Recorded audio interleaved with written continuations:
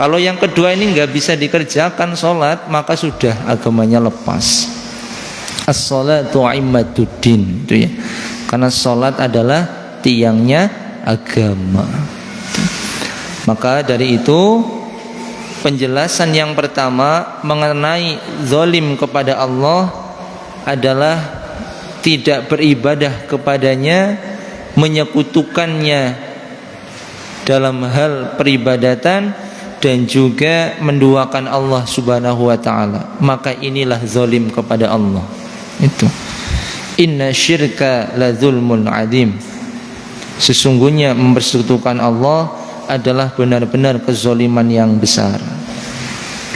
Kemudian macam-macam zalim yang kedua, ya.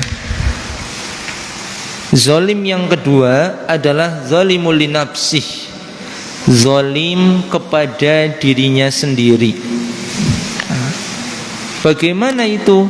Yaitu seseorang yang mengotori dirinya dari segala perbuatan dosa, mengotori dirinya dari kemaksiatan, ya, maka itu menzolimi diri sendiri, ya. Sudah Allah berikan jalan, ini jalan ketakwaan, ini jalan keburukan, maka tinggal memilih itu. Nah, orang yang menzolimi dirinya sendiri, maka dia memilih jalan buruk. Hari-harinya untuk maksiat, ya. Malamnya judi, minum khamar, itu. Tidak sholat, tidak puasa, tidak zakat. Nah, itu seakan-akan hidup di dunia itu hanya untuk senang-senang saja, itu ya, hiburan saja, itu ya. Tidak tahu arti dari hidup, gitu ya. Sehingga orang yang zalim kepada dirinya sendiri ini, ia lebih cenderung akan takut untuk mengalami kematian.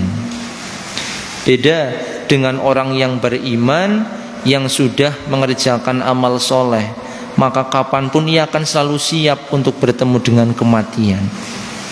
Karena orang yang takut dengan kematian itu disebabkan karena dua hal biasanya. Yang pertama, merasa dosanya masih banyak, itu belum taubat, sehingga takut untuk mengalami mati. Yang kedua, takut mati karena amalnya masih sedikit, merasa amalnya belum banyak, jadi belum siap. Padahal yang namanya kematian itu senantiasa datang kapanpun. Jikalau sudah waktunya, maka kita tidak bisa memajukan ataupun memundurkannya lagi. Bapak Ibu yang dirahmati Allah subhanahu wa ta'ala, sehingga zalim li nafsi adalah perbuatan yang menzolimi dirinya sendiri. Wa ma zalamuna walakin kanu anfusahum yadzlimun. Dan tidaklah mereka menganiaya kami, akan tetapi merekalah yang menganiaya diri mereka sendiri. Quran surat Al-Baqarah ayat 57. Diberikan kesehatan oleh Allah disia-siakan, itu. Diberikan harta oleh Allah disia-siakan, itu ya. Diberikan sehat supaya rajin ibadah, tetapi tidak. Malah matanya untuk melihat yang tidak baik, pendengarannya untuk mendengar yang tidak baik, ucapannya selalu mengeluarkan ucapan yang tidak baik. Maka itulah zalimul li nafsi, menzolimi dirinya sendiri, itu. Padahal yang namanya sehat itu adalah kenikmatan yang sangat besar, itu. Kita tidak bisa melakukan apapun, tidak bisa aktivitas, ya, kalau sedang sakit. Kita bisa aktivitas, kita bisa datang pengajian kalau sedang sehat, tuh. Sehingga kesehatan ini memang betul-betul harus dijaga dengan baik, jangan sampai disia-siakan, itu.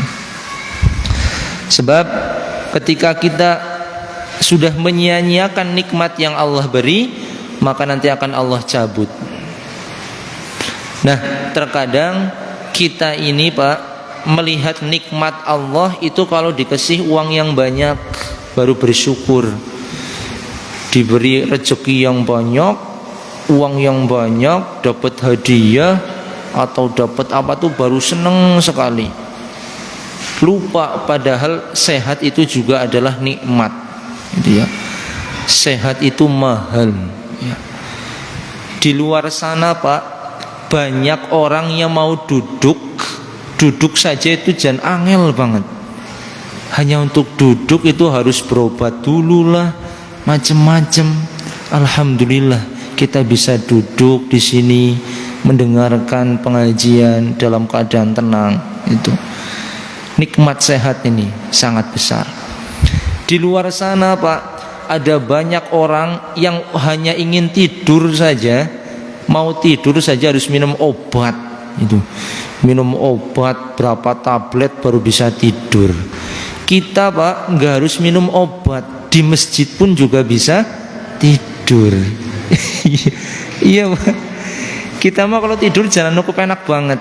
Asal wis kesel ya udah di depan TV udah kipasan tidur ya. Nggak perlu kasur yang mewah, nggak perlu pakai AC, asal udah ngantuk dimanapun bisa tidur. Itu nikmat sekali, nikmat sehat. Maka dari itu inilah yang perlu kita syukuri. Jangan sampai kesehatan yang Allah beri justru kita sia-siakan. Karena biasanya orang merasa kehilangan itu, merasakan nikmat kalau sudah ada yang hilang. Contoh, orang merasakan nikmatnya gigi kalau sedang sakit gigi. Ya Allah, pengen cepat mari-mari itu ya. Nanti kalau sudah mari makan yang manis-manis lagi gitu. Ya, lupa kalau punya penyakit gigi gitu. Kemudian nikmatnya perut kalau sedang merasakan sakit perut itu ya, jangan mules terus. Sudah diingat-ingat punya tipes, punya mah, jangan makan yang pedas-pedas, jangan makan santan, dimakan saja. Tuh. Iya, enak, tapi nanti kalau sudah sakit repot. Ini. Kita baru merasakan nikmat kalau sudah ada yang hilang. Maka dari itu ini yang perlu kita syukuri. Di antaranya adalah nikmat sehat. Jangan sampai menjadi orang yang zolim. Itu Bapak Ibu yang dirahmati Allah Subhanahu wa taala. Kemudian orang yang zolim kepada dirinya sendiri adalah yang menjadikan hidupnya itu senantiasa hanya untuk mengikuti hawa nafsunya. Jadi hidupnya itu tidaklah berbeda dengan hewan. Makan, ya, menikah, tidur, hanya itu tok. Itu ibadah nggak difikirkan. Tidak bisa membedakan mana yang halal, mana yang haram. Diterabas semuanya. Lah mas jihad siking golet sing haram ge angel, pamaning golet sing halal. Nah itu. Ini sehingga hal yang seperti ini harus dirubah mindsetnya. Jangan sampai kehidupan kita di dunia ini hanya untuk mengikuti hawa nafsu saja. Karena yang namanya hawa nafsu itu tidak akan pernah selesai, Pak. Tidak akan pernah habis. Ya, kita mengikuti keinginan kita mesti akan terus minta terus. Bahkan disebutkan dalam hadis Nabi, seseorang itu ketika diberikan emas satu gunung maka akan minta satu emas lagi yang segunung. Itu bisalah kita lihat kasus-kasus di negara kita. Contoh ini yang terbaru ya, ada seorang menteri itu ya, ada menteri Kominfo itu, masya Allah, korupsi Pak, itu melakukan korupsi sekitar berapa miliar itu, triliun malah, yang harusnya bikin kayak tower-tower tapi dikorupsi Pak, triliunan. Padahal kalau kita lihat menteri itu kan gajinya puluhan juta, rumah ya anu gede banget, mobilnya yang nggak cuma satu, ya magrong-magrong lah mobilnya bisa nggo pameran Bu, anu akeh banget.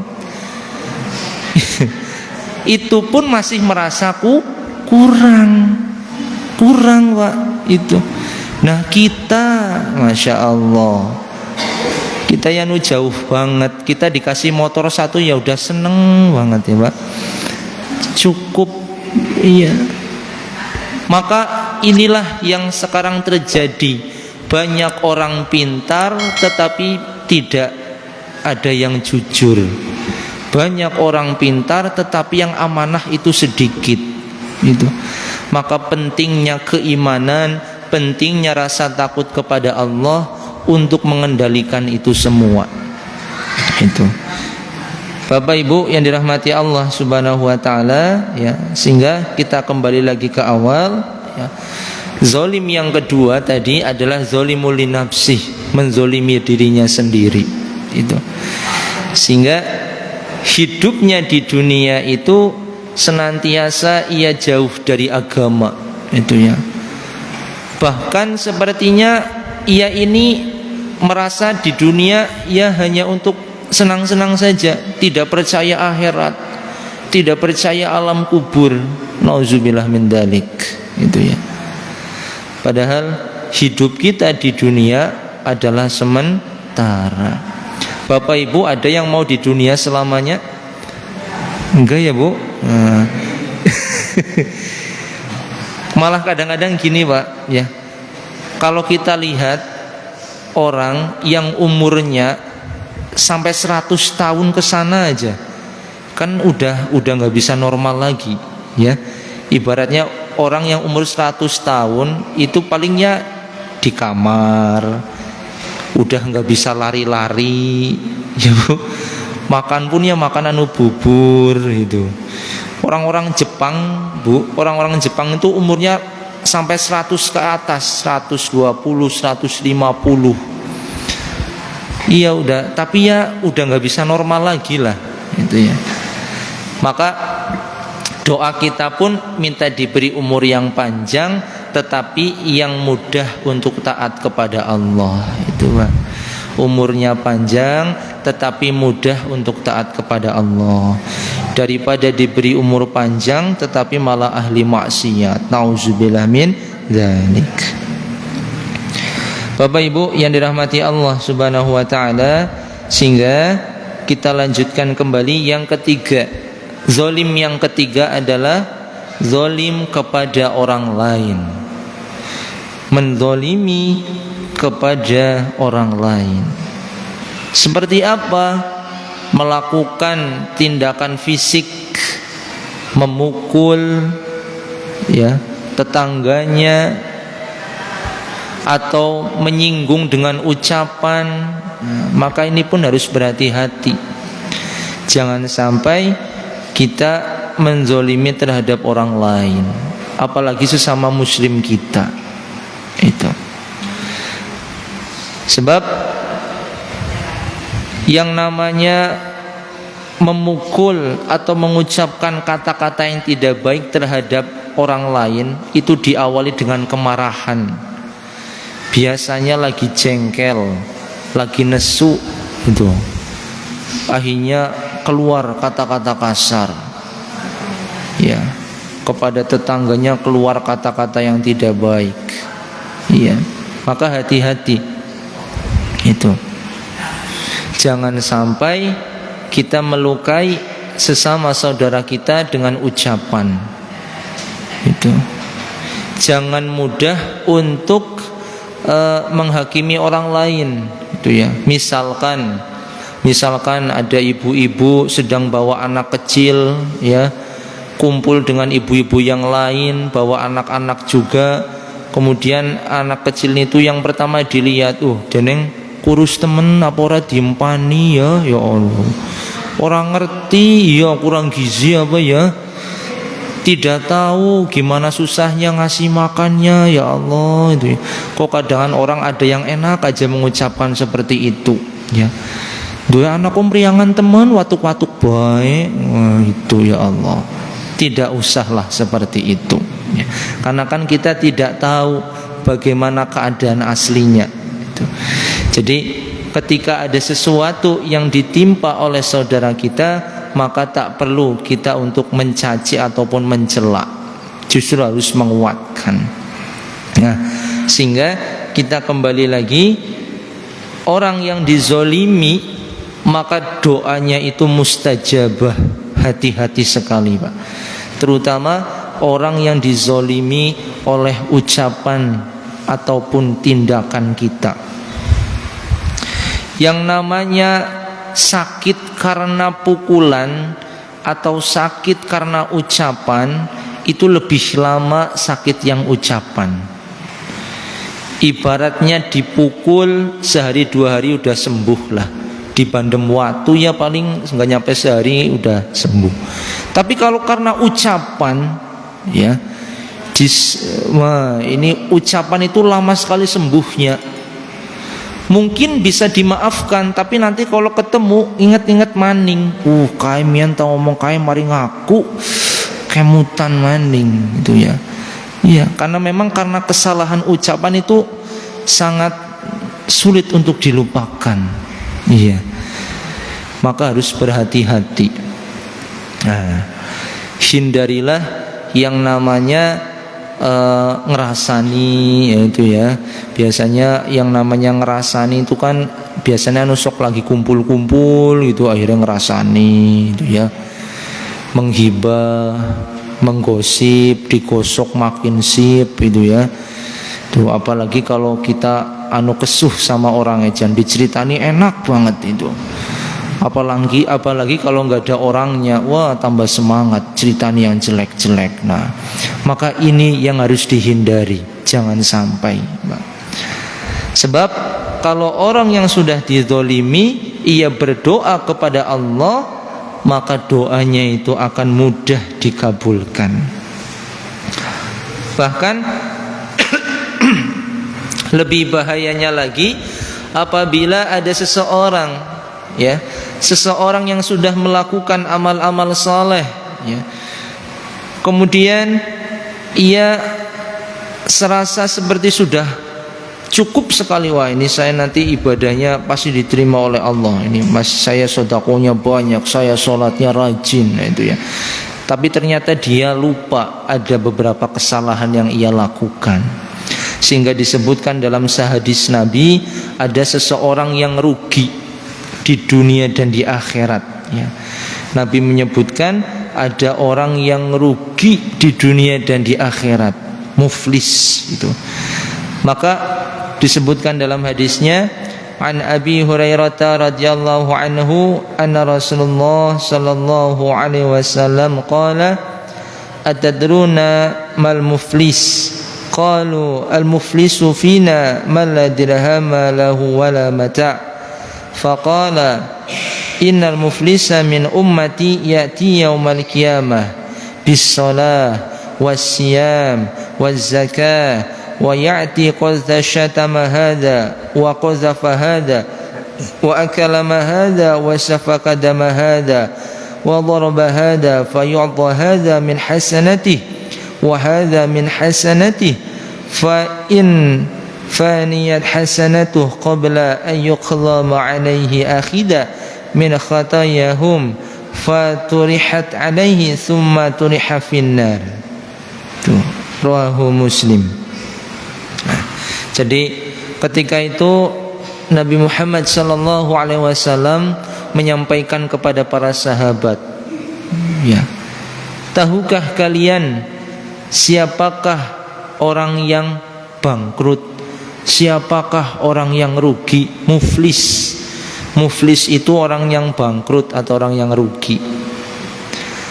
Ya, muflis. Maka para sahabat menjawab, ya Rasulullah, orang yang muflis itu yang tidak punya uang, yang dagangannya rugi, harta bendanya tidak ada.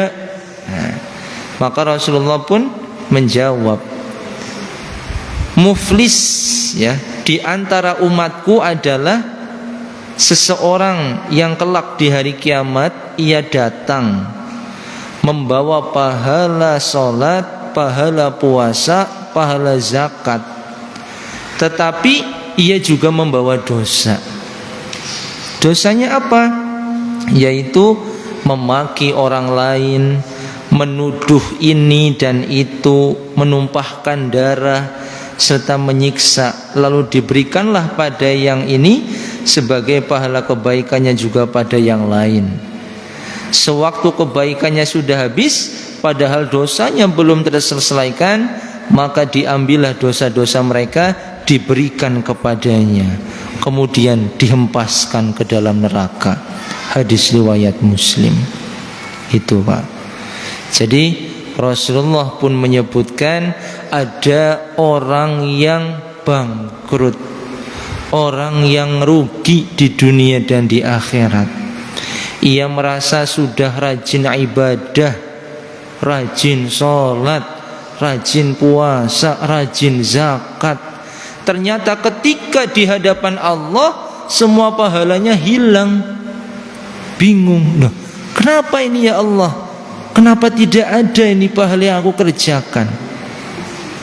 Ya, ternyata ketika di dunia senang memaki, itu Bu, senang menjelek-jelekan orang lain.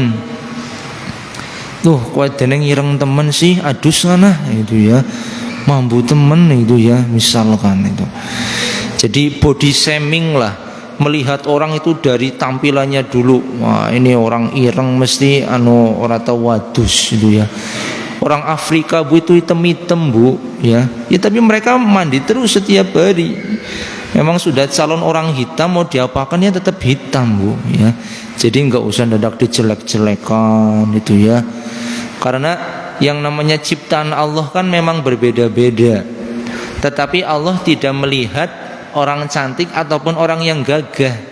Innallaha la yanzuru ila suwarikum wa amwalikum walakin yanzuru ila qulubikum wa a'malikum.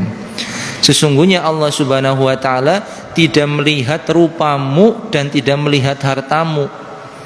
Tetapi Allah Subhanahu wa taala melihat hati dan amalmu. Jadi Bapak Ibu tidak usah merasa rendah hati ya, atau tidak usah merasa iri hati kalau misalkan tidak terlalu ganteng, tidak terlalu cantik, tidak apa-apa. Yang penting taat kepada Allah itu, karena Allah hanya melihat amalan dan hati kita itu. Iya, sehingga orang yang muflis, orang yang bangkrut itu tadi, ia ibadah, sholat ya sholat, tapi senang memaki, senang menjelek-jelekkan itu ya. Kemudian apalagi menuduh. Nah ini kata Nabi, sholat ya sholat, puasa ya puasa, ngaji ya ngaji, tapi senang menuduh itu ya. Senang menuduh itu, mengfitnah, padahal tidak tapi ia katakan iya itu ya. Maka ia nanti muflis, bangkrut Pak, rugi. Bapak Ibu yang dirahmati Allah Subhanahu wa taala, sedikit lagi, sehingga orang yang melakukan perbuatan itu maka nanti pahalanya akan diberikan kepada orang yang menzolimi itu. Nah, kalau dirasa ternyata pahalanya tidak cukup, maka dosa-dosanya yang dizolimi akan diberikan kepadanya. Rugi Pak, pahalanya habis, malah ketambah dosa-dosanya yang dizolimi. Nah, ini sehingga ini menjadi perhatian untuk kita, jangan sampai ibadah yang sudah kita kerjakan ini disisipi dengan keburukan terhadap orang lain ya. Karena kita kan beribadah itu bukan hanya kepada Allah saja, tetapi juga beribadah hubungan baik terhadap sesama manusia. Habluminallah ya bagus, habluminanas juga bagus itu. Jangan dipilih-pilih Pak itu. Mau ibadah terus tetapi tetangga saudara tidak diperhatikan, nah, itu pun juga tidak baik. Atau berbuat baik saja tetapi ibadah tidak perlu, maka itu pun juga tidak baik. Maka harus seimbang. Ibadah kepada Allah kita kerjakan, tetapi berbuat baik terhadap sesama, menjaga ucapan, menjaga perbuatan juga harus dikerjakan, agar kita senantiasa menjadi muslim yang seutuhnya. Bapak Ibu yang dirahmati Allah Subhanahu wa taala, sehingga itulah yang kita bahas pada malam hari ini. Doa orang yang terzolimi adalah doa yang terkabul. Maka dari itu, mudah-mudahan kita semua senantiasa diberikan keistiqomahan untuk taat kepada Allah, dan juga kita dijauhkan dari segala perbuatan-perbuatan zalim. Demikian yang dapat saya sampaikan. Yang benar datang dari Allah, yang salah datang pada diri saya sendiri. Wabillahi taufiq wal hidayah. Assalamualaikum warahmatullahi wabarakatuh.